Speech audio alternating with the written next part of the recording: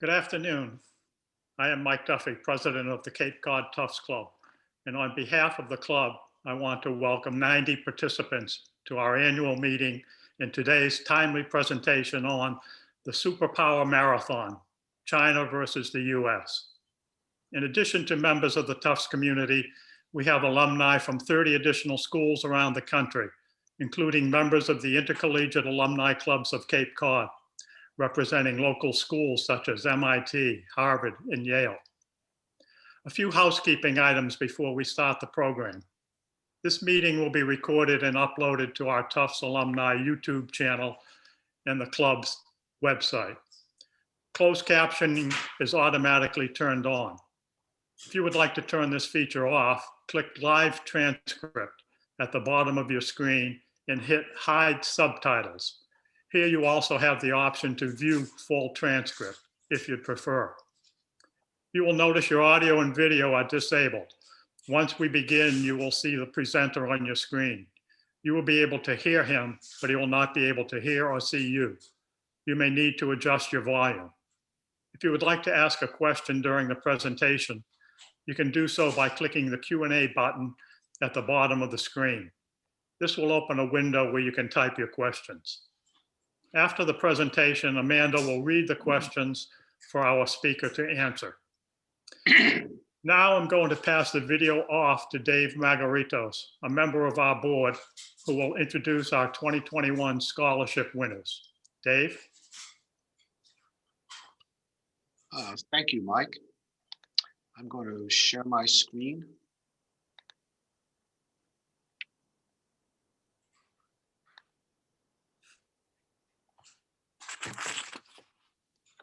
Good afternoon. I'm Dave Margaritas, and I'm the chairperson for the scholarship committee for the Cape Cod Tufts Club.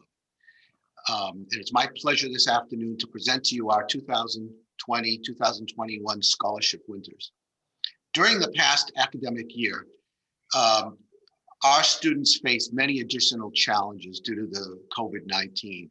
And so we know that these scholarships are especially needed and will definitely help our students here.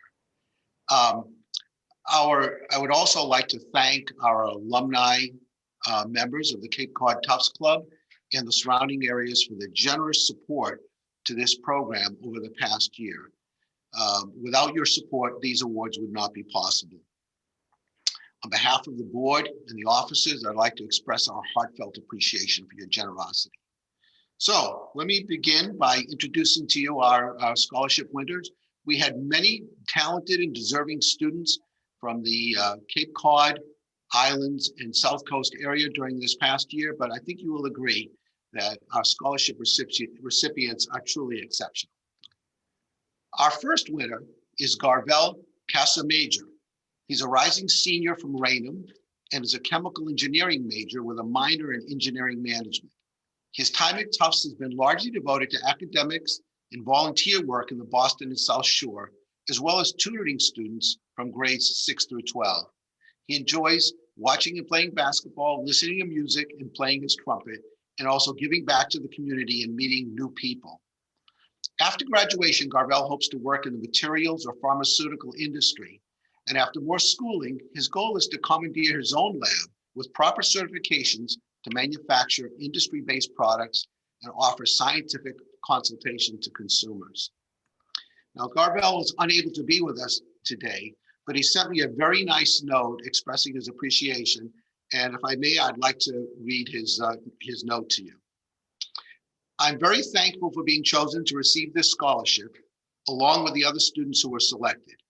I do my best to be my best, and I'm glad that my effort put towards being a role model for those around me hasn't gone unnoticed. I would like to take the time to voice my appreciation and thanks for everyone who donated to this scholarship. So, well, thank you, Garvel, and congratulations on your award.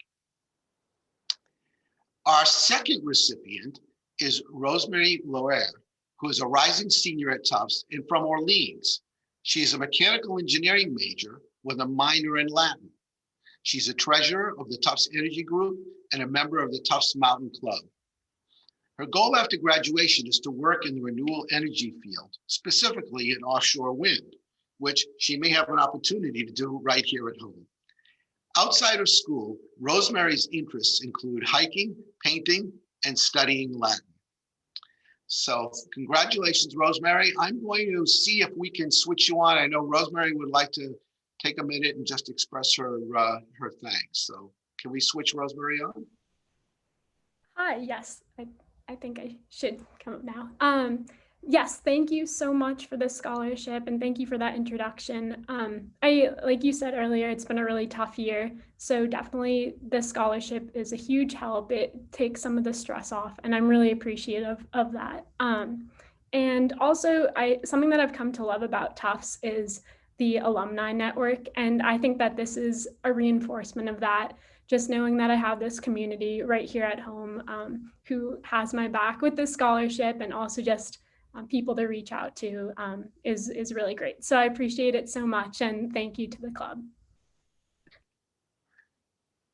Thank you. Thank you. Very good. I'm going to get my screen sharing back on here. Let's see. Thank you, Rosemary. And we hope that we someday see you as a member of the Cape Cod Tufts Club. Our third recipient is Anne Christelle Labossiere. Christelle is a rising senior from Taunton who's a community health major at Tufts. She loves working with kids, is a tutor through the Tufts Literary Corps, and has worked with preschool students through Jumpstart. She's also currently a part of the Tisch College's Tufts Uniprison Initiative, as well as the team of students who work together in the Tufts Education Reentry Network. Through her studies and work, Christelle is devoted to issues surrounding the school-to-prison pipeline system and reentry programs that support people who have been formerly incarcerated as they transition out of prison. As a community health major, Christelle is very committed to global health and maternal health issues. As an immigrant from Haiti, she hopes one day to support Haiti through either immigration law or direct community health services. Christelle's aspiration is to merge her love of cooking and dancing into her work in these fields because of her belief that they can and will bring communities together. Not very nicely said. Congratulations, Christelle, and let's see if we can switch you in for some comments. Hi, thank you so much, Tufts and the Tufts Cape Cod Club, as well as the alumni, for investing their time and money and just love towards us. As Rosemary said, the past school year has been very difficult, and especially as a first-gen student where college is a new playing field and I don't have the support in the sense of like having family who've gone through college in America, like as a reference for me, the scholarship helps a lot. And being part of Tufts, I'm very grateful, especially seeing how even when people graduate, they're still invested in giving back. So I'm really grateful and I hope to one day also do the same. Thank you. Thank you, Christelle, and congratulations on your award and congratulations to all three of you. We really appreciate you being here today to say a few words. It means a lot to us too. In closing, I'd just like once again to thank all of our members who generously gave to support this program. Now, I would like to pass the microphone to our Vice President, Len DiLorenzo, who's going to introduce our next speaker. Thank you very much. Len? Thanks, David. I'm Len DiLorenzo, and I'm honored to introduce our speaker. Michael Beckley is an associate professor of political science at Tufts University. His research on great power competition has received Best of the Year awards from the American Political Science Association and the International Studies Association. Previously, Michael worked for Harvard's Kennedy School of Government, the U.S. Department of Defense, the RAND Corporation, and the Carnegie Endowment for International Peace. He continues to advise offices within the U.S. intelligence community and U.S. Department of Defense. Michael holds a PhD in political science from Columbia University. His first book, Unrivaled, Why America Will Remain the World's Sole Superpower, was published by Cornell University Press. We're pleased to have Dr. Beckley here. Thanks very much for having me. It's an honor to talk to such a distinguished group.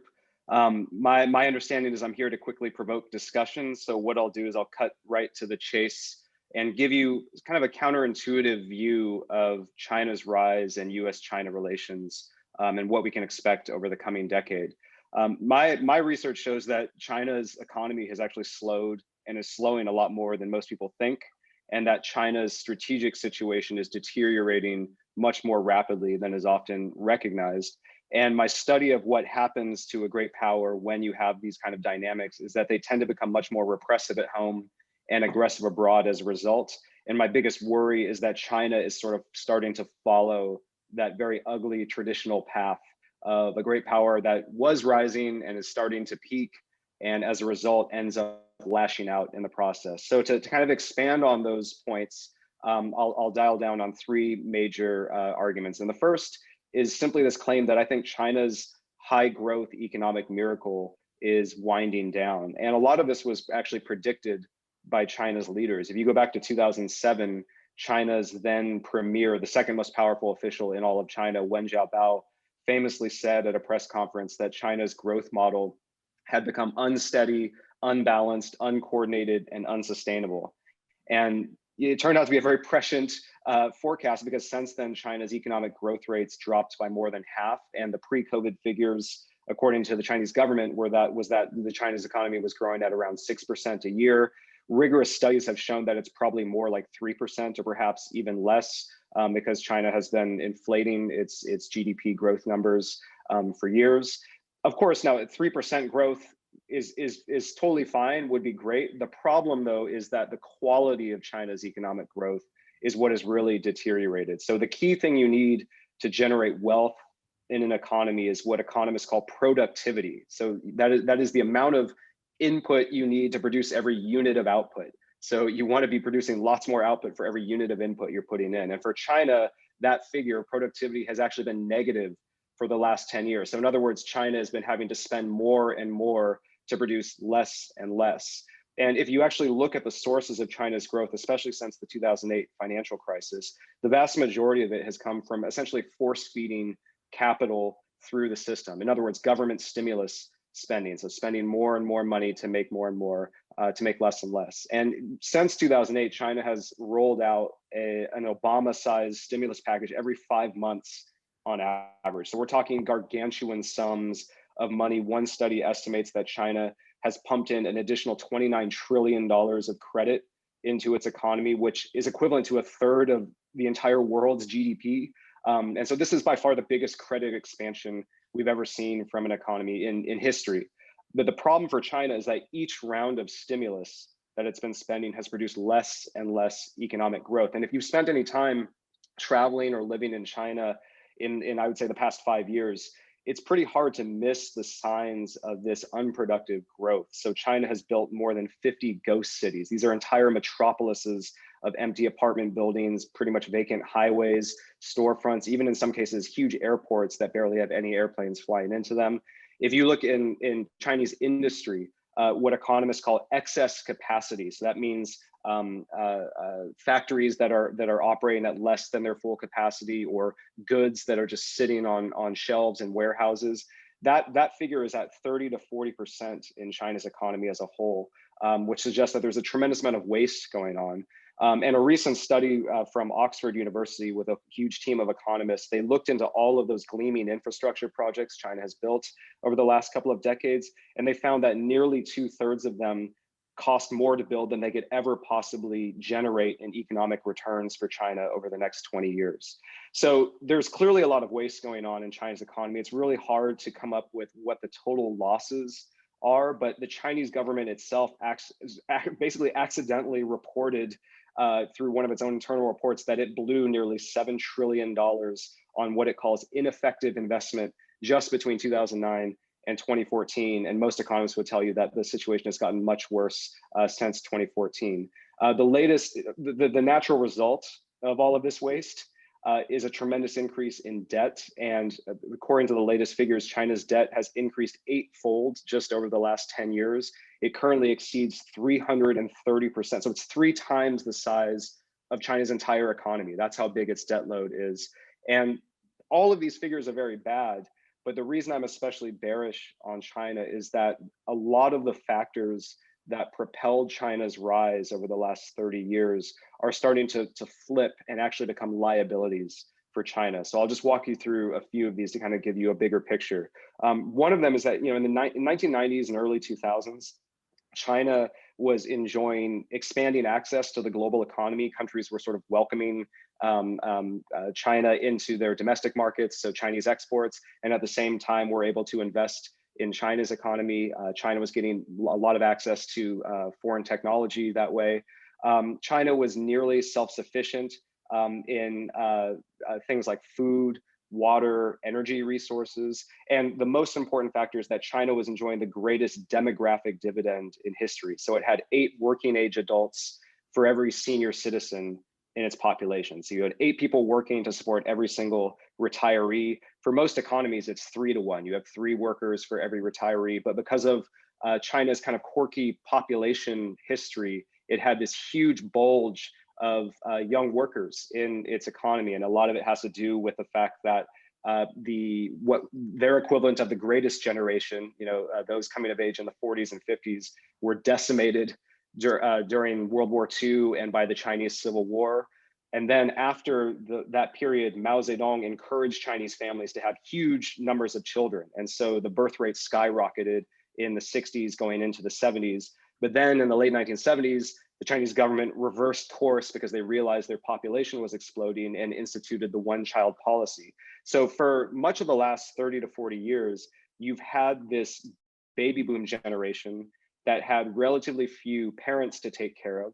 And they also had relatively few children to take care of because of the one-child policy. But now we're getting to the point where those baby boomers are starting to age into retirement, and they're falling back on this one-child generation that is by far the smallest generation in PRC history, and they have a tremendous burden to carry the weight. And so you're seeing this huge collapse. Within 20 years, China's demographic dividend is going to go from 8 workers per retiree to 3 workers per retiree, and by mid-century, it's going to be down to 2 workers per retiree. So that's just a huge shift in just the overall productivity of the labor force. In addition to all this, China is now starting to lose access to foreign markets and technology. Obviously, the trade war with the United States is kind of exhibit A, but if you look around trade profiles of lots of the richest countries in the world, they're starting to have severe anti-China protectionist measures, restrictions on Chinese investment, duties on Chinese imports, embargoes essentially on technology going to China. And so China just doesn't have the same kind of access that it used to be able to count on.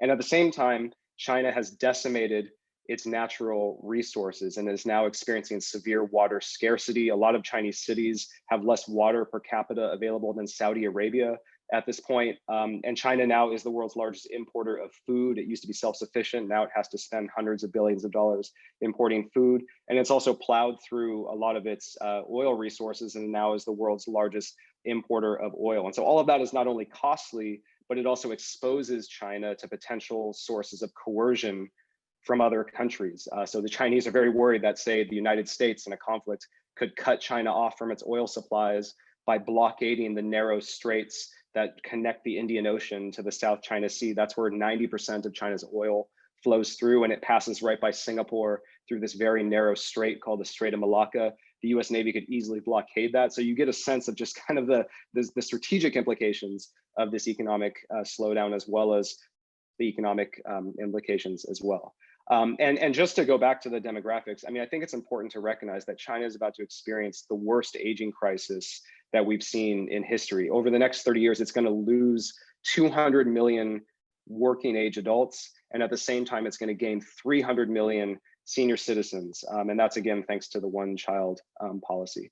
Now, China has a lot of strengths. I think if any country were to beat the odds, it would be China. But it's important to note that every country that has experienced anything close to China's rapid debt accumulation its productivity collapse, or its rapid aging, has suffered what economists call a lost decade, which basically means like near zero economic growth for at least a decade, if not more.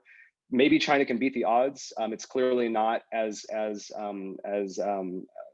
inefficient as the Soviet Union. It has this dynamic private sector. It's also sitting on trillions of dollars of foreign currency reserves. It's a key player in global supply chains. But if you're the Chinese, you have to consider the fact that these strengths could be easily swamped by all of the structural headwinds that are headed China's way. And a lot of these aren't just in the economic sphere, they're also in the strategic sphere. So global anti-China sentiment, and this is according to both internal Chinese intelligence reports, as well as external, like Western NGOs that do public opinion research, anti-China sentiment around the world has soared to highs that we have not seen since the 1989 Tiananmen Square massacre. And some of this, of course, has to do with COVID and China's culpability for allowing that crisis to get out of hand. But it also has to do with China's aggressive behavior over the last 10 years, which is something that I'll get into a little bit later on in this talk. But if you look at just the brewing backlash against China's rise, it's starting to really bite China in places that are undermining its broader grand strategy. So for example, nearly a dozen countries have just over the last couple of years either suspended or canceled their participation in China's Belt and Road Initiative, which is like its marquee foreign policy and big investment initiative, where it's investing hundreds of billions of dollars across Eurasia to basically reconstitute the Silk Road and try to make China a global economic hub. Countries are starting to pull out of that. Another 16 countries, including 8 of the world's 10 largest economies, have banned or severely restricted the use of Huawei products in their 5G networks. China wanted to be a leader in global telecommunications, both because of the economic benefits, but also because if you're wiring the globe, then you have access to all of those cables and can use it for espionage, et cetera. But that is being put on the back burner now that countries are starting to exclude Huawei products from their 5G networks. China's neighbors are starting to militarize around China's borders. So India is the clearest example, which has been turning hard against China ever since last summer, when there was a huge clash where Chinese and Indian soldiers beat each other to death with clubs that had nails in them up in the Himalayas on their contested border. If you look in the maritime domain, Japan has been starting to increase its military spending. It's turning its amphibious ships into aircraft carriers, and it's also putting missile launchers on this little island chain that's called the Ryukyu Islands that stretches all the way from the Japanese mainland down to within 90 miles of Taiwan. Japan is starting to put long-range missile launchers on those that can range pretty much anything in the East China Sea. So China's Navy now has to worry about missiles flying in on them if they get into a conflict either with Japan or with Taiwan. And even countries that are far away from China, if you look at just the European Union, which traditionally has had a warmer relationship with China, in their latest strategy document, they actually label China a systemic rival. And the United Kingdom, France, and Germany are now sending naval patrols, battleships out to counter Beijing, China's expansion in the South China Sea and the Indian Ocean. So these are just a few of the many examples of the kind of pushback China is starting to receive on multiple fronts, in part triggered by its own behavior that I'll get into later. So that then begs the question, so China's confronting all these headwinds. And so that sort of begs the question, how do we think China is going to handle this steady decline in its economic growth and this sort of growing and brewing strategic encirclement from other countries? And that's where a lot of my research comes in, because that's exactly what I study. And based on my research anyway, I worry that China is not going to handle this particularly well. So I just finished a peer-reviewed study that looks at every single case over the last 150 years where you had a rising great power that then starts to experience slowing economic growth and growing strategic encirclement. And frankly, the results are pretty dark. Essentially, all of them became more repressive at home because they felt they had to crack down on dissent to prevent their own population from rising up, but also more aggressive abroad, partially for economic reasons. They needed to find new markets, new sources of resources abroad to secure their supply lines, but also partially for geopolitical reasons. They worried that other countries were starting to gang up on them, were going to exploit their economic difficulties. And so they need to carve out buffers for themselves abroad. And also there's a domestic factor here too. I mean, just being able to rally your own people behind the regime through blatant calls of nationalism is really an effective way, especially if you're an authoritarian government, to stay in power. And so there's lots of pretty dark cases that help illustrate this. The most extreme are Germany and Japan in the 1930s, but even some countries that you don't normally think of as like big time expansionists. You know, the United States is actually one of them. So American growth in the late 19th century actually declined significantly after a period of strong economic growth. And the United States responded by violently suppressing labor strikes at home while pumping investment and exports into especially Latin America and East Asia, and then basically colonizing territory there, annexing territory, building a huge navy to protect its far-flung assets. So basically going abroad when times got tough at home. You know, other sort of cases that fall under the radar, France in the 1970s, when it has this big economic slowdown, starts reconstituting its sphere of influence in Africa. They sent tens of thousands of troops there in order to lock down those markets and sources of resources. Putin's Russia, you know, when world oil prices started to tank in 2008, 2009, and the Russian economy, which is highly dependent on the price of oil, goes into recession, it's no coincidence that that's when Putin starts ramping up pressure on neighbors to form this thing that he called the Eurasian Economic Union, which was basically like an imperial sphere, reconstituting parts of the Soviet Union. Ukraine resisted that, and we know how that conflict turned out. So these and other examples show that rising powers don't just like mellow out when their rise starts to slow. They often go out in rapacious fashion. And so that leads to my third and final point, which is that I worry very much that China is starting to head down this ugly path. Because if you look at what's happened within China over the last decade, as its economy has started to slow and it's started to get more pushback from the international community, it has already doubled its internal security spending. It's already developed the most advanced surveillance and punishment system we've ever seen in human history. It has quintupled its overseas lending to other countries to gain privileged access to foreign markets and resources. And then to protect those far-flung investments, China has gone out militarily as well. So it has tripled its spending on long-range warships. It has quintupled its patrols, its warship patrols in major sea lanes, and it's increased its use of various types of coercion, so like ramming other countries' ships, doing aerial intercepts over disputed islands by an order of magnitude. These are all documented, data-driven trends that we're witnessing. And these are exponential increases in both the amount of domestic repression going on in China,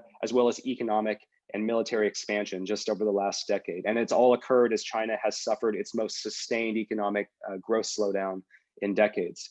Now, if you go to DC, you know, the standard narrative in Washington attributes China's recent assertiveness to just growing power and growing ambitions, that as China rises, it's going to start, you know, pushing other countries around. But if you actually look more closely, you know, the fact that China's hard foreign policy turn correlates with a serious economic slowdown, as well as a rise in strategic encirclement from other countries, that actually makes me think that the reality is more complicated.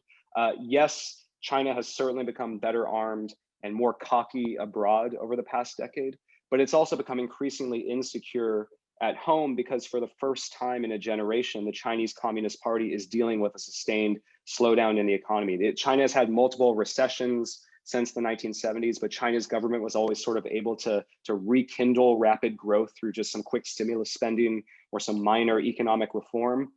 Now, you know, stimulus spending is not working anymore. It's increasingly ineffective.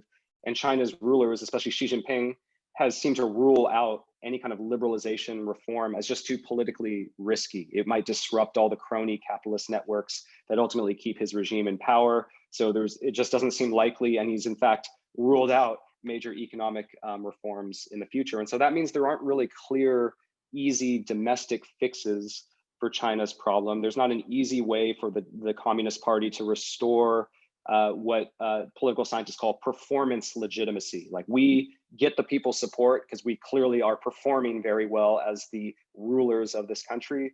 If China's economy continues to slow and people increasingly are starting to turn on China abroad, it's going to be harder for the Communist Party to justify to the Chinese people why they don't get to vote, why they don't have political and civil rights. And so I would expect in that scenario, and I believe we are already starting to see, the Chinese government sees the writing on the wall, and that's why they are so heavily resorting to repression at home, as well as expansion abroad, all while stoking nationalist sentiment within the Chinese population. So my research suggests that these incentives at least partially explain China's prickly behavior, shall we say, over the past decade. And this pattern could be a preview of what's to come if China's economy slows further in the years ahead. So I'll finish by just talking about some implications that I think especially for the United States. I think we need to be thinking sort of short term about China. Most of what's available to be read on US-China relations or China's rise stresses the long-term nature of the competition between the United States and China. There's books literally titled The 100-Year Marathon, The Long Game, The Century-Long Contest for Supremacy. I think that these books are kind of getting it wrong, because I think the sharpest phase of the US-China competition that we're witnessing is actually going to be more like a decade-long sprint here in the 2020s. And we're basically entering a moment of maximum danger, because China has entered at least what it has historically been a very dangerous period for a rising power. On the one hand, it's gained a tremendous amount of capability to disrupt the existing order in various ways, but its window to act on various fronts might be starting to narrow because it's facing a slowing economy and a growing international backlash.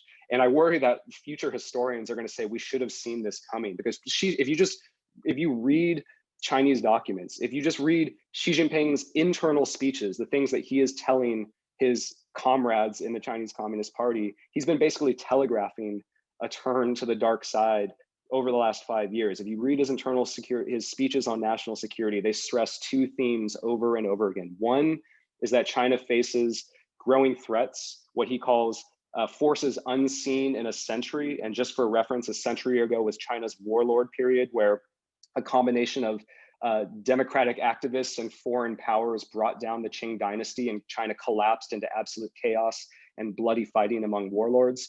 So the fact that he's talking about how we're starting to see forces we haven't seen in 100 years is already pretty alarming.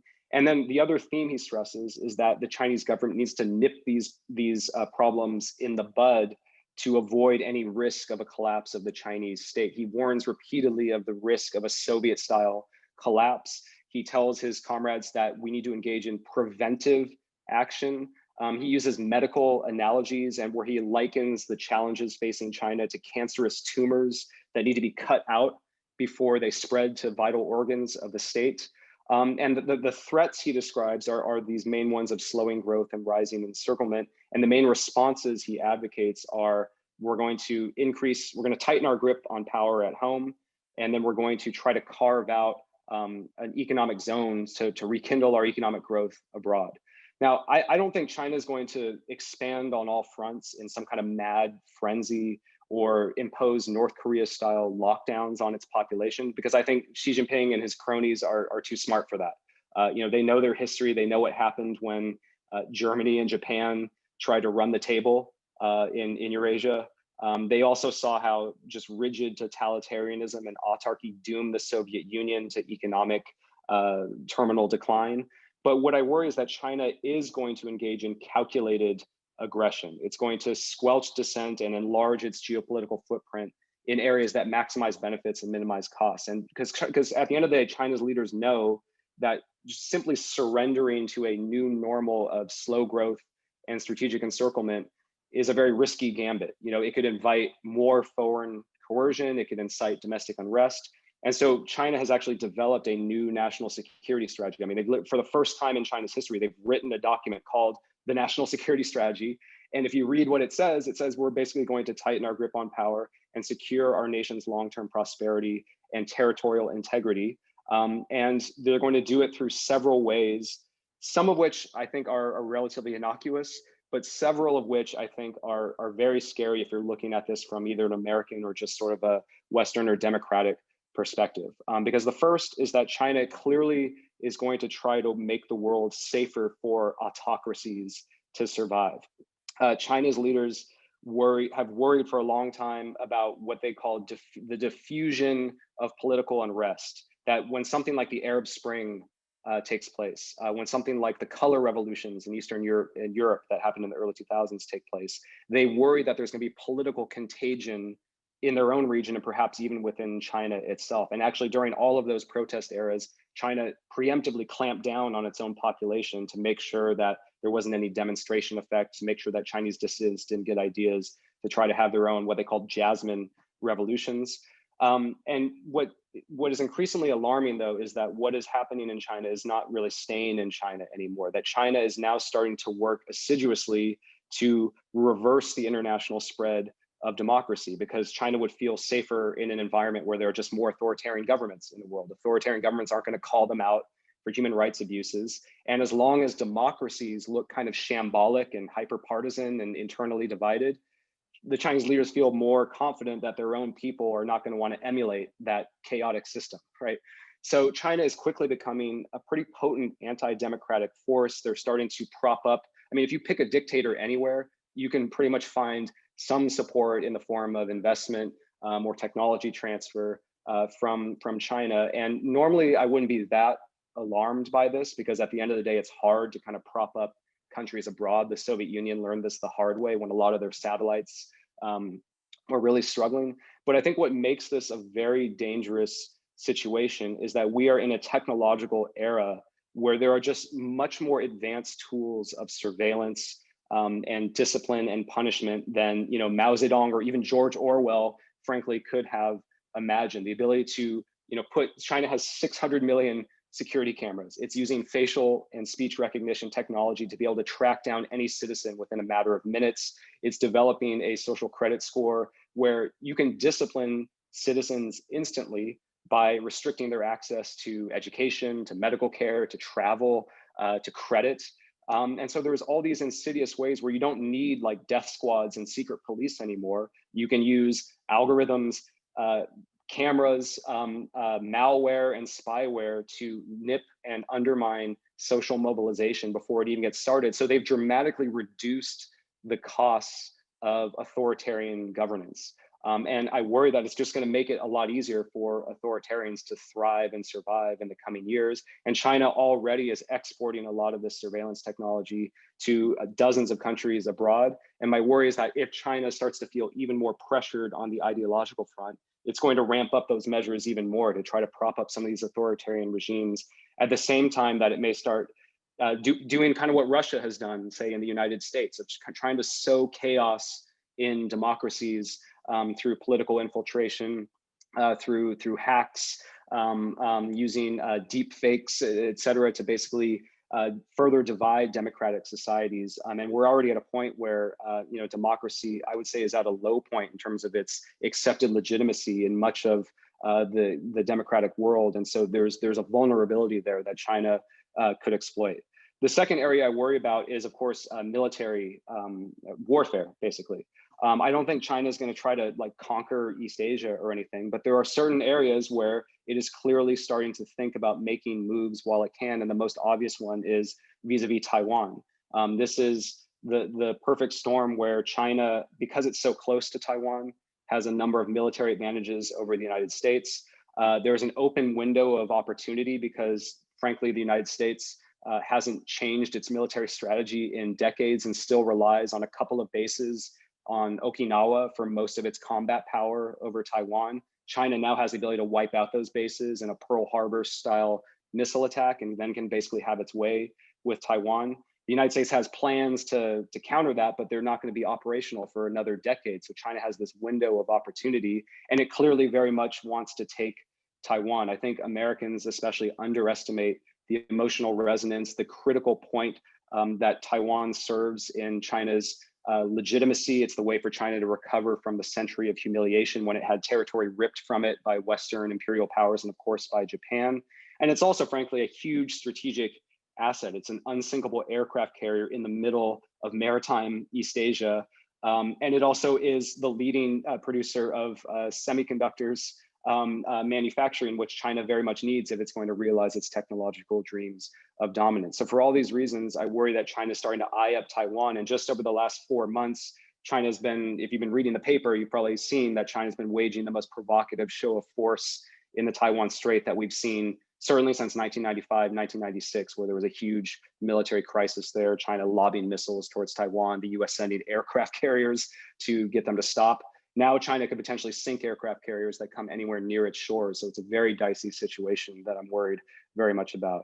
And then the last area is just that China is going to potentially try to carve out an exclusive economic zone across parts of Eurasia, where its firms get privileged access, where it is able to extend its own vision of a sovereign internet where governments can basically turn things on and off at will. And it's going to be a much more closed economic order. This may not directly threaten security in other countries to the same extent that, say, like a massive invasion of Taiwan would, or this spreading autocracy abroad. But it just means that this globalized era where goods can be shipped anywhere and countries are integrating their supply chains with each other may be coming to an end. And certainly the era of an open internet that's worldwide seems to already be in reverse. So it's just a very different world that we've lived in. So that's a lot of the bad news, that China is sort of tracking this historical arc of ambition, desperation, and aggression that afflicted past great powers. I think the good news from at least an American perspective is that slowing economic growth and more strategic encirclement is going to make China, at least on the long term, a less competitive rival. I worry less about the emergence of a dominant Chinese superpower over the course of this century, but at the same time, I worry more about an explosive near-term threat where China is going to try to make moves while it can. So the United States, of course, needs a long-term strategy to deal with China, but it also needs a short-term strategy to blunt what I see as a potential surge of both Chinese repression as well as expansion. And I can talk much more about what I think that would look like, especially from an American perspective, as well as the United States working in tandem with allies and partners. But I think because time is short, I'll leave it there. And I imagine many of you have lots of great pressing questions and comments, and I look forward to hearing all of those. Bottom line is, thank you so much for giving me an opportunity to talk about some of my research, and thanks again for supporting all of our students at Tufts. Sorry, I was muted. Thank you, Professor Beckley. Hi, everyone. My name is Amanda Tremont, and I'm an assistant director in the Office of Alumni Relations. And can't tell you how much I appreciate you being here, and Professor Beckley, you dedicating your time to giving your presentation. So just want to reiterate to everybody that we love audience participation. So please feel free to use the Q&A chat feature at the bottom of your screen, but people have been emailing me questions left and right, so I'm going to go ahead and jump right into it. So the first question we had is, assuming China is on the economic trajectory you described, what are the implications for US policy on trade, human rights, etc.? That's a great question. What I would say is it means two overarching things for the United States. One is that US foreign policy you need to pick your battles. You can't counter China everywhere, in every route along the Belt and Road, for example. You need to focus on areas where you can deny China near-term successes that would radically alter the long-term balance of power. And I'll say in a second what I think those areas are.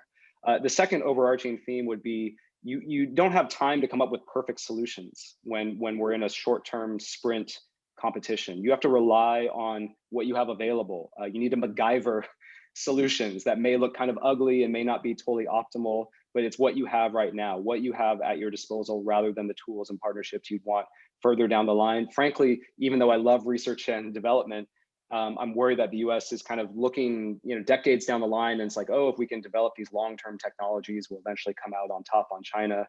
That may be true, but there are certain things that need to be done in the short term. So what does it actually look like in practice? I think in the military sphere, it actually means prioritizing Taiwan over everything else. I actually think that a Taiwan contingency is much more risky, and the United States is much further behind there than, say, a conflict in the South China Sea or in the East China Sea with Japan. The main reason is simply geography. Taiwan is just so much closer to China. China doesn't even need to leave its mainland to strike targets all over Taiwan. The South China Sea, on the other hand, China has to send its Navy way out, sometimes 1,000 miles away. A lot of China's military ships, its aircraft, don't have the gas tanks or the weapons capacity to sustain high intensity combat more than a few hundred miles from the Chinese mainland. And so its military power falls off pretty quickly the further you get from China's territory. So the good news is, a huge war like over Hawaii is probably not going to happen, but it does mean that Taiwan is super vulnerable. I think in terms of strategy, it means focusing on what defense strategists call denial strategies rather than control. So we're not going to be able to dominate the seas and skies around Taiwan like we used to think we were able to. Now the focus needs to be much more on just trying to deny China that kind of control. So it's like you're basically trying to lay down a minefield that China would not be able to consolidate its control over the Taiwan Strait and over Taiwan itself. So it's much more of a defensive, just try to disrupt China's ability to conquer Taiwan, as opposed to we are going to be able to sail our ships and fly our aircraft anywhere, even up to China's coastline. I think we're out of that era now, because China now has these very advanced missiles that can hit US aircraft carriers, hit American bases in East Asia, blow American aircraft out of the sky if they come anywhere near China's coastline. That's a new capability that China didn't have 20 years ago. And so we can't just try to bully them by sending our aircraft carriers near their coastline. I think it also means that we need to actually procure and buy and deploy a lot of military assets right away, especially things that can shoot missiles and sensors that can be used for targeting. Right now, the United States, the American way of war is very much built around, let's wait for the conflict to break out, and then we'll spend weeks or months kind of building up a big iron mountain of military supplies in some safe area.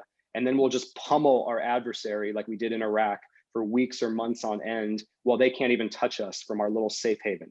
China can easily deny the United States its safe havens now. The American bases on Japan are essentially sitting ducks at this point. Even the base on Guam, which is this huge hub of American military power in the middle of the Pacific Ocean, can now potentially be ranged by Chinese bombers and Chinese missiles. So you cannot count on sanctuaries anymore to fight China. So you need to have things on the ground ready to go in the event of conflict.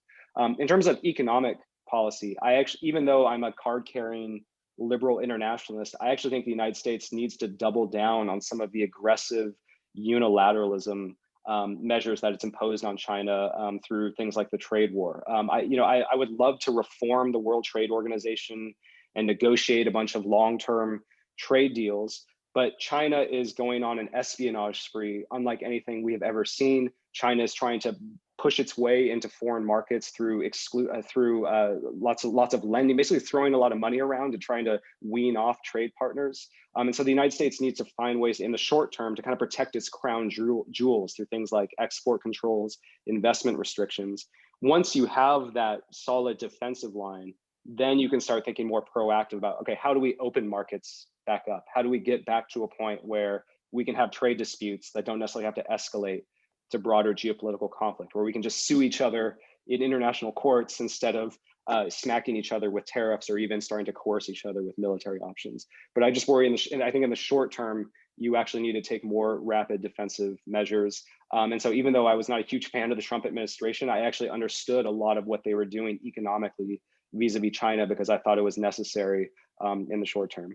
Now, diplomatically, I think the United States is going to have to rely much more on sort of ad hoc coalitions of convenience instead of its traditional formal institutions, its traditional alliances, things like the United Nations. I just think that in the case of the United Nations, China has actually has much more influence now within a lot of the key decision-making bodies there, and so can block anything the United States tries to do. And even with allies, these things were formed in the Cold War. They're not really suited to take on China. We need new coalitions that reflect today's realities. So there's been a lot of talk of what they call a D10 or a democracy 10, where you get the 10 top democracies in the world to actually get together to devise lots of ways to help protect each other's free media, the sanctity of their elections, et cetera, and to collectively sanction countries like Russia or China if they're found to be meddling in democratic elections. There's also talk of what is called a T12, which is basically the top democratic technological powers in the world.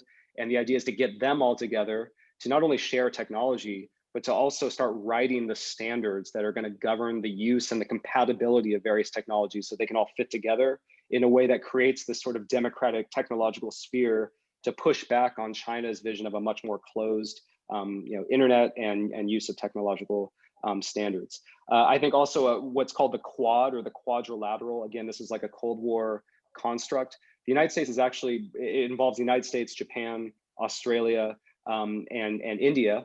And the idea is you have these major powers kind of arrayed around Asia.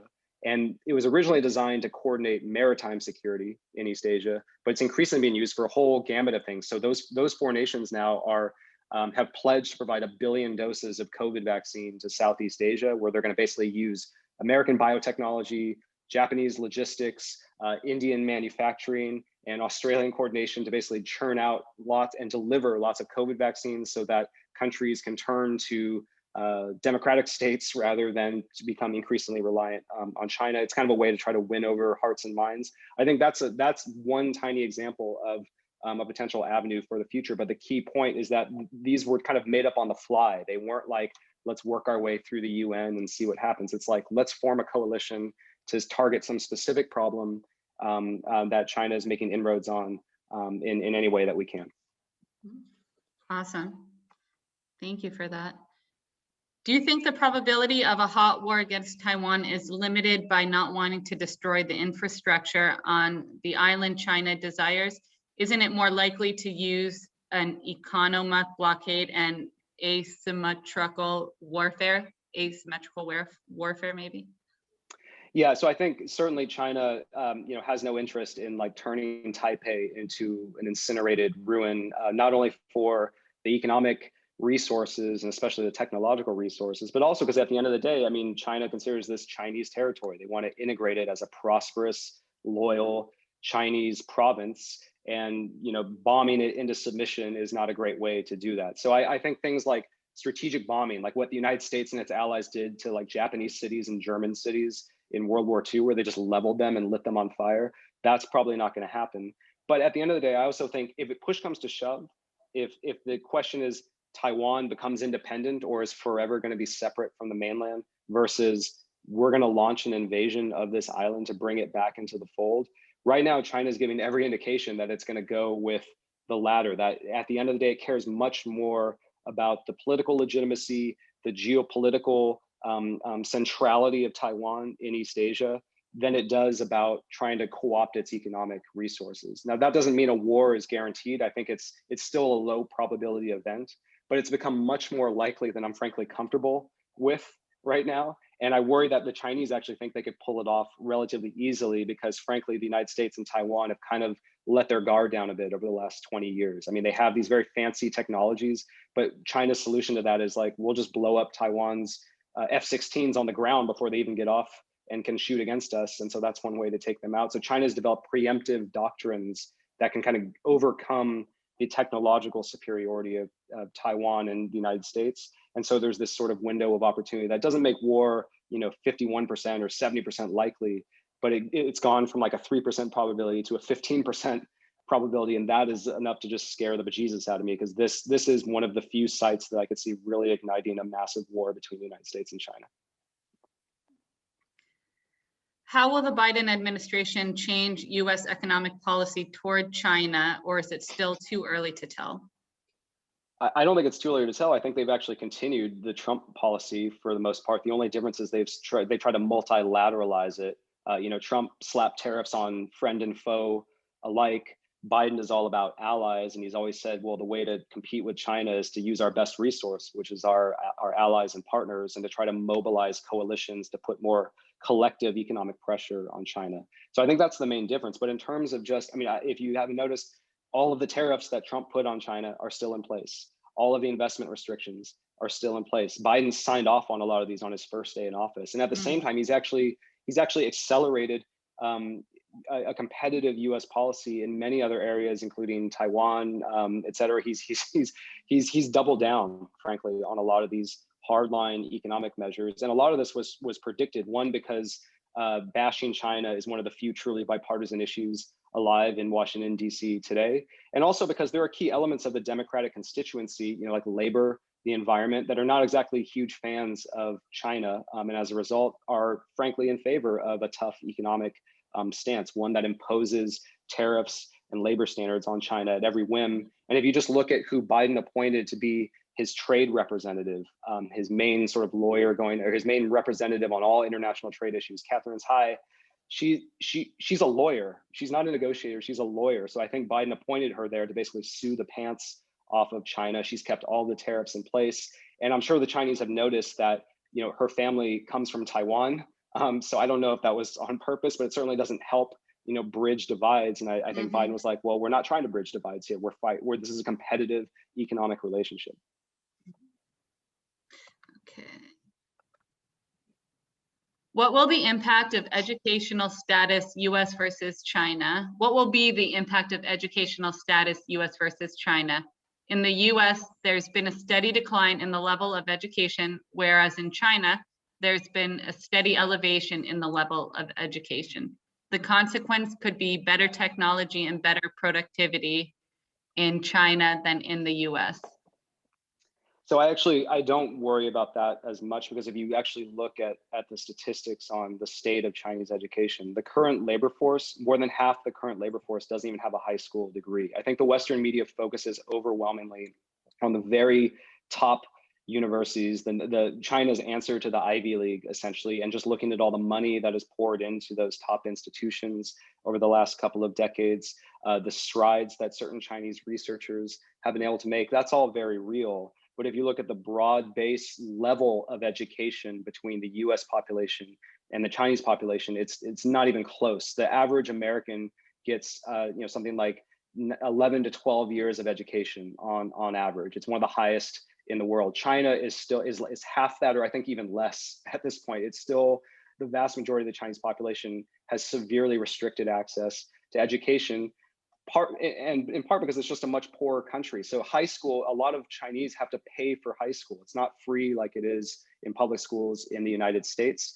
So you have to pay. And so you imagine a lot of rural poor Chinese, they just drop out of school after 8th grade. That's a very common practice. A lot of them have to just go work in the factories or the fields because they have family members to support. And especially out in rural China, it's compounded by things like health problems and malnutrition, where there was a recent study in Nature, a huge study done by researchers led by Stanford University, where they found that a third of Chinese students who are entering high school right now have an IQ below 90 because of horrible malnutrition and lack of access to education. So, it depends on where you focus. Now, is China going to outpace the US in innovation because it leads at the cutting edge? There may be some areas where that is true. At the other point, I would argue that American universities are still quite robust. They're still the envy of the world. You still have lots of people coming from all over the world to study here. So we need to keep working to keep that up. Certainly Tufts has its role to play there. But if you're just talking about the overall level of education in the two countries, I don't think it's even close, despite what you hear, about PISA scores or all these things. I mean, those are based on a select group of elite students in Beijing and Shanghai and a couple other rich Chinese cities. It's like testing kids from like Exeter, and saying this represents all of the United States. I mean, of course, that's not true. Right. Okay. What's China's weakest link / vulnerability? That's a great question. I mean, long-term, certainly the demographics. That's going to be the biggest swing. We've never seen anything like this, where a country that had it so good demographically is going to have it so bad. And even though I've been studying this for many, many years, I keep finding even more surprising statistics that make the demographic situation seem even worse than I initially thought it was. So it's not just that you have a lot more elderly senior citizens and retirees, and a lot fewer workers. It's for one thing, you have a lot more unmarried men because of the one-child policy and a cultural preference for sons. Chinese families aborted tens of millions of female fetuses, and so now there's a sex imbalance ratio of about 40 million. And having been a young man myself, I know that young men tend to get into trouble when they are not schooled and educated by the fairer sex, shall we say. And so that is that is just one aspect of this broader problem. Another aspect of the demographic problem is that the collapse of the traditional Chinese source of social security for thousands of years has been the family. The family has been the root of Chinese society. Well, the Chinese family is literally disappearing. There's statistics that show that for Chinese people under the age of 50, half of them essentially have no extended blood relatives. It's basically them and maybe some aging parents that they have to take care of. The median number of cousins has dropped something like 5-fold over the last 30 years. So like 30 years ago, you had plenty of extended relatives to take care of grandma as she starts to get older. Now it's like you have multiple grandparents and parents all falling on the back of this tiny one-child generation. And so it's not just an economic or demographic problem, it's a social problem. Like the fabric, the very thing that holds society together, that gives people some kind of center in their life, is going away. And so I mean, I don't know how that's going to work out, but I can't imagine it's good. And so for me, it's all of these demographic pressures together as China's massive Achilles heel. And the problem is it's just one of many. I'm asking you this in your role of a professor at Tufts, a liberal arts engineering university. How does education, particularly liberal education, work in China? Has the lack of a wider perspective within China existed? And if so, has it hampered China's ability to exist on the world stage? And I'm just going to grab my computer charger. So my computer. Sure. Yeah. So I mean, as someone who's in social science, you know, I probably have some bias here, where I think a liberal arts education actually has tremendous value, because I think a lot of information is sort of perishable. You know, if you study computer science code today, that code is going to be obsolete, you know, 10, 15 years from now. And so you need to develop the ability to update. I tell my students, the number one thing I can teach you is not some specific fact. It's the ability to be an autodidact, to be able to teach yourself stuff, to look up stuff, to think critically about the sources that you're accumulating and come to some kind of wiser conclusion, and then be able to express that verbally in written form, you know, to get your point across to others. Those skills are very hard to teach. I think a liberal arts education, which is something that a university like Tufts excels at, is very important for that. It's hard to quantify the benefits. There's been a bunch of studies from things like organizations like McKinsey, you know, consultancies, that have showed that a lot of Chinese graduates from even their top universities are what McKinsey calls not fit to work for a foreign multinational, because they lack a lot of the soft skills of being able to communicate effectively in a workplace, all the kind of ABC stuff that you would expect in a digital information-driven economy. I mean, it's hard to evaluate the quality of those kind of studies, but they certainly exist. But just from my own perch, having watched at this point thousands of students come through my classrooms and offices, I mean, the ones that seem to have done well are the ones that didn't just dial down in some particular area of knowledge. It's the ones that accumulated a broad ability to think critically and to express themselves in coherent ways, basically organize their thoughts. And to me, that's critical in liberal arts education. If you look at the state of Chinese universities, especially today, where the ideological boot of the state is just so much heavier now, because Xi Jinping, he's literally written himself into the curriculum. He obligates students to study what he calls Xi Jinping thought, as well as Mao Zedong thought. It's propaganda, right? And so they're spending 10 to 15% of their time doing that. At the same time, they don't have access to things like Google Scholar, you know, to look up peer-reviewed studies on whatever they're studying. And a lot of the students, because competition is so fierce, describe their universities as diploma factories, where you basically go there to get credentialized, and cheating is rampant.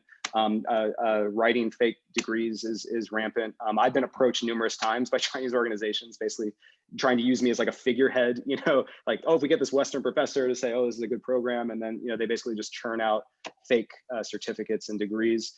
So again, it's hard to quantify how rampant that is, but at least anecdotally, it seems like it's much more extreme in China than in a place like the United States. And so for all of the shortcomings of the American education system, I think China has its own work cut out for it, especially in the liberal arts area. Wow. It's unbelievable. Okay, let's see. I'm just filtering through ones that have come through via my email. Okay. Please comment on the new 3-child program in China. Too little, too late. You know, I think it's instructive that 3 or 4 years ago, China finally said, okay, now you can have 2 children, and birth rates actually declined. In fact, Chinese birth rates are at their lowest point since 1961. And for those of you that know your history, that 1961 was when China had what some people regard as the worst famine in human history, where 30 to 40 million people starved to death, largely as a result of the failure of Mao Zedong's Great Leap Forward, where he basically forced Chinese peasants to melt down their pots and pans to try to make steel and turn China into an industrial power overnight. And there was not enough food to eat, and people died. And China's population was half the size then that it is now, and yet the birth rate is still lower now than it was then. And so, Chinese people are just, it's so, I talk to my Chinese friends and it's just so expensive for them, relative to their income. Apartment prices are just astronomical relative to the average income in China. Cities are just so crowded, basic goods and services. So a lot of young Chinese people, and frankly, a lot of Chinese women are like, I'm focused on my career. I'm going to put off childbearing perhaps indefinitely. And so they just don't want to have these big families anymore. And so, I just think it's instructive that they went up to 2, birth rates went down. I expect the same to happen even after they've announced this 3-child policy.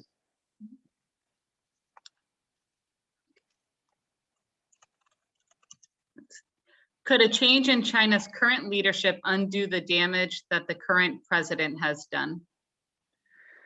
I mean, theoretically, yes. It's hard.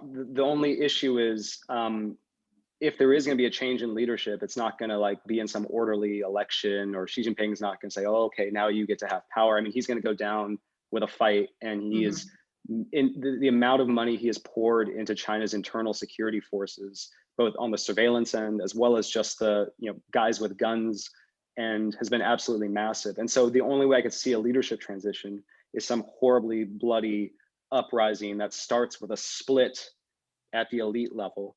I actually think it's unlikely, but it's not out of the question, because Xi Jinping has made himself an enemy of lots of powerful Chinese families. His anti-corruption campaign has punished more than 1.5 million top-level Chinese officials and basically destroyed their families and taken away their fortunes. So you can imagine that there's some powerful people that are not exactly enamored of Xi Jinping, but at the same time, he's, I think from his perspective, smartly, heavily invested in the ability to not only have boots on the ground, but shape narratives. And so it's going to be a very hard nut to crack.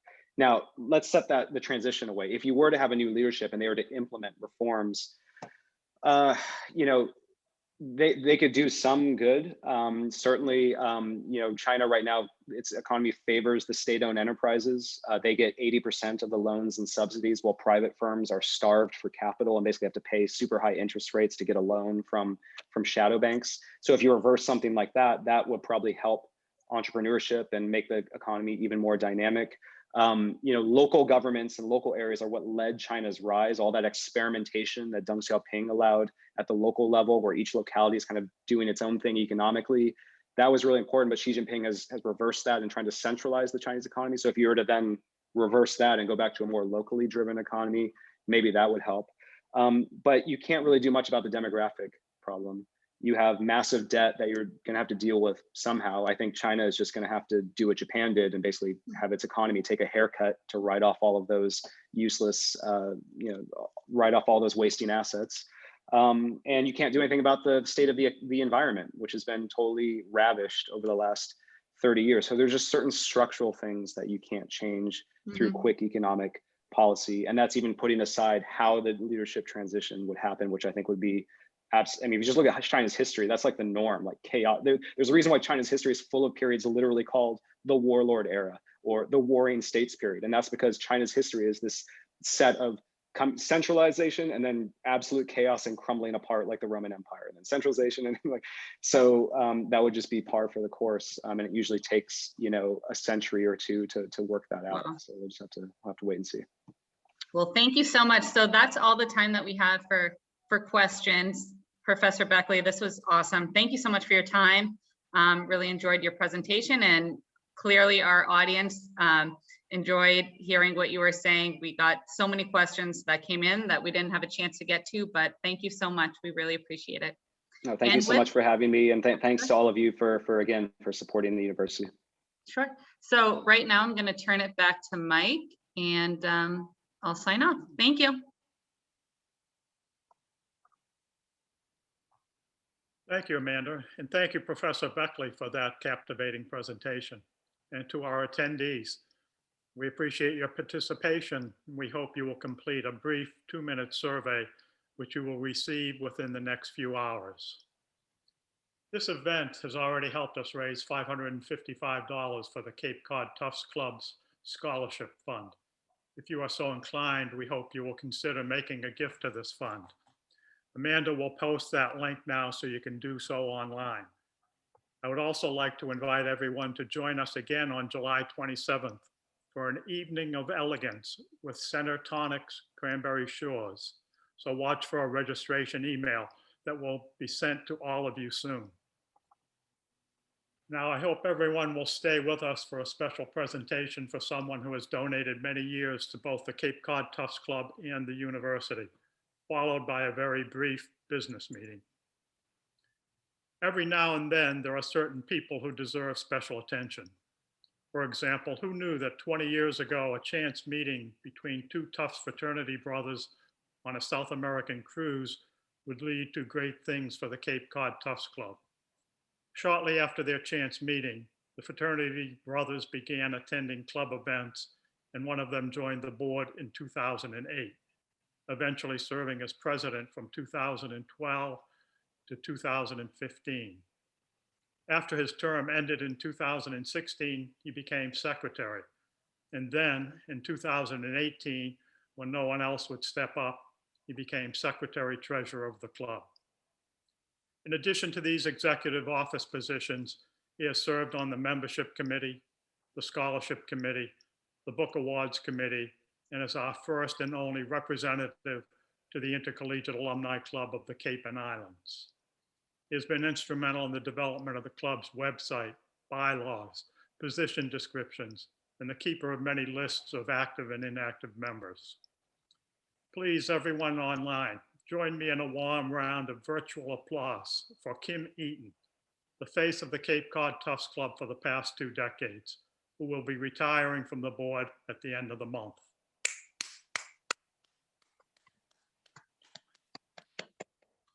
Kim, it's hard to come up with adequate words to describe how much your support has meant to the club. For every 10 that watch, only 1 comes forward to help. You are dedicated and focused. You are hardworking and full of innovative ideas.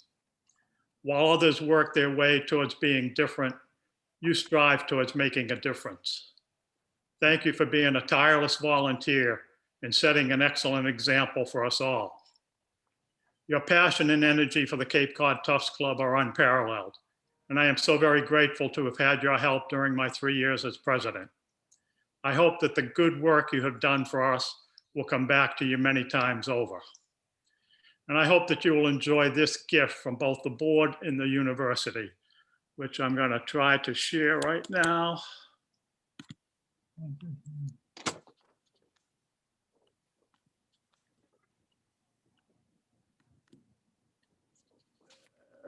Oh, wow. Wow. Wow. Did that come up? I don't see it on my screen Yeah. for some reason. I know, Yeah, yeah, yeah. yeah. We can see it, Mike, thanks. Okay. Yep. Yeah. Some reason. Okay. So I hope you will enjoy that, your very own Tufts rocking chair. I've got another picture there that I can't get up at the moment for some reason that shows your name engraved, which is Beard Kingman Eaton, Right, Arts 63. right. Yes. That's it. Thank you very much. Can you hear me, Mike? I can hear you, Kim. I You have a few words for us? Mike, do you want to take down your screen share just so we can see Kim? Okay, is it down? No.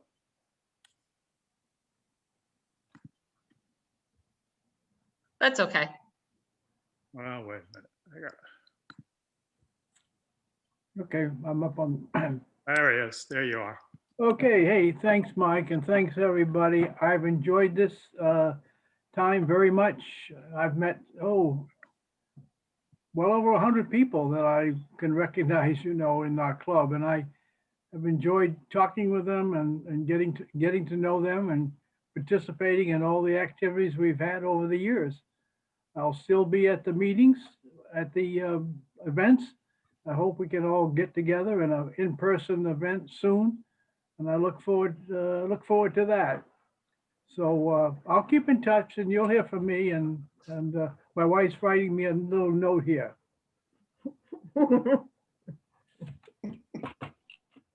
Oh, she said This I is a surprise. I had to keep it. I kept it. I kept the secret. yeah, I love the chair. I'm gonna probably have to get a little cushion to put in it. How's that?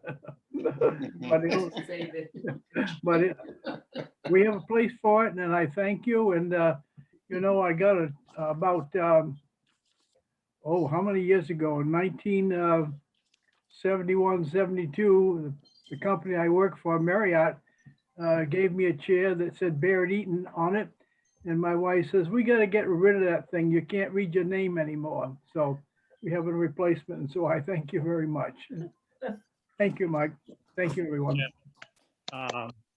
It's nice that Pam is right there, because it has been said that behind every great man, there's a great woman. Pam Eaton is no exception. Pam, we have a gift for you also in recognition of your long-term service. Oh my goodness. Oh my. Creating the raffle committee and serving as chairperson since its inception. This raffle has contributed greatly to our scholarship fund. And Len and I will be delivering both the chair and your gift, Pam, this afternoon. There's a little bit of putting the chair together. That's one reason why I have a picture off the website as opposed to your own chair, because we got to put the rocker things on the bottom of it. So it's Okay. still wrapped up, but I didn't want to put those on until we got it to your house. So just to make sure we didn't scratch it at all. So All right. Oh my gosh, that's great. Wonderful. Thank you. Okay.